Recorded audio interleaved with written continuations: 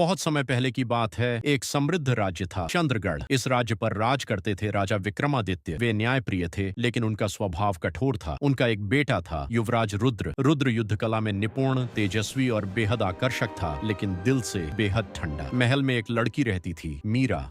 वह एक साधारण दासी थी, जिसके माता पिता युद्ध में मारे गए थे। राजा ने दया करके उसे महल में रख लिया, लेकिन रानी देवयानी को यह बात पसंद नहीं थी। रानी को मीरा की सुंदरता खटकती थी। उन्हें डर था कहीं उनका बेटा उससे प्रभावित न हो जाए, इसीलिए मीरा को दासी से भी बदतर जीवन दिया गया। वह सुबह से रात तक काम करती और छोटी सी गलती पर सजा मिलती। रुद्र ने पहली बार मीरा को तब देखा जब वह महल के आंगन में पानी भर रही। उसकी आंखों में दर्द था, लेकिन फिर भी एक अजीब सी चमक। उसी दिन रुद्र को कुछ महसूस हुआ, लेकिन उसने उस एहसास को छुपा लिया और उसे प्यार की जगह तंग करना शुरू कर दिया। ये काम ठीक से क्यों नहीं किया? तुमसे कुछ होता भी है या नहीं? मीरा हर बार चुप रहती और सिर झुका लेती, लेकिन रुद्र हर बार उसे देखने का बहाना ढूंढता। समय बीतता गया। मीरा 20 साल की हो गई।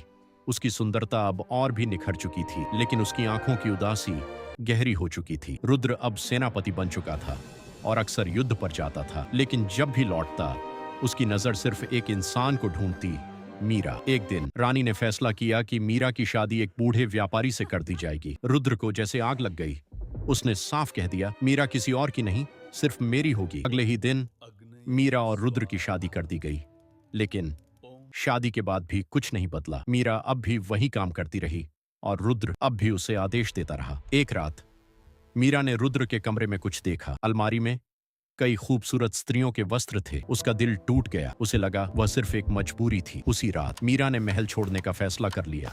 वह चुपचाप बिना किसी को बताए अंधेरे में निकल गई। सुबह जब रुद्र उठा तो महल खाली था। मीरा चली गई।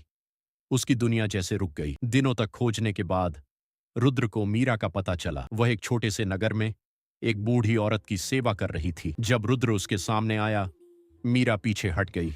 उसकी आंखों में डर था और नफरत भी। वह भागने लगी और तभी एक तेज रथ ने उसे टक्कर मार दी। रुद्र पागल हो गया।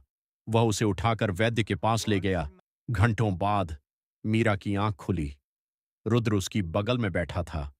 मैंने जो किया वो गलत था। मैं तुम्हें खोना नहीं चाहता था।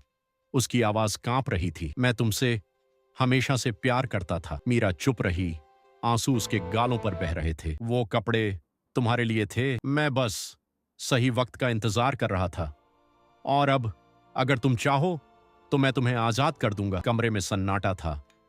मीरा ने धीरे से उसकी तरफ देखा और पहली बार उसकी आंखों में डर नहीं, सुकून था। उसने धीरे से उसका हाथ पकड़ लिया।